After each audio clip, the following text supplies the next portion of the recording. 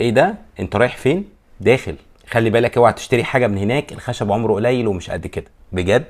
طبعا الكلام ده اي كلام، وخليني اقول لك ليه. احنا كبشر عددنا بيزيد مع الوقت، والخامات الطبيعيه زي الاخشاب بتقل، بنستهلك منها بكميات اكبر بكتير من معدل انتاجها، فبيبقى الطلب عليها كتير وبيقل وجودها، وبالتالي السعر بيزيد. وده اللي خلى العالم كله دلوقتي بيتجه الى الترشيد. بنحاول نقلل استهلاك الخامات الطبيعيه ونشوف لها بدائل مصنعه او اعاده تدوير للي لسه موجود منها على سطح الكوكب، وده اللي شركات كتير بتراعيه في البرودكتس بتاعتها زي ايكيا. فبتلاقي بقى النتيجه ان في كرسي شكله جميل جدا والخشب بتاعه متين طبيعي، ممكن تلاقي سعره مثلا 12000، وكرسي تاني بديل ممكن بشكل مختلف وبمتانه اقل شويه ممكن يبقى ب 6000، وواحد تالت بخشب مصنع ممكن يبقى ب 2000 جنيه بس. هنا بقى اوعى تقع في فخ المقارنه، لان مفيش اصلا وجه في المقارنه بين الثلاث انواع. دي حاجه متينه وشكلها مميز، وبالتالي هتدفع فلوس اكتر علشان تاخدها، وده كرسي تاني معمول بحسابات انه يشيل برضه بني ادم بس ما تطلعش تتنطط عليه. نفس الكلام لو ترابيزه اتصنعت علشان نقدم عليها اطباق ناكل عليها او شويه اكسسوارز، يعني اخرها تشيل 20 كيلو مثلا وكمان متوزعين على التيبل. لكن لو هتطلع تقف عليه علشان تغير لمبه، وزنك بيكون متركز على نقطه واحده اللي تحت رجليك بس، فسهل تتكسر. الترابيزه دي تم تصنيعها لهدف معين وبتخدم الهدف ده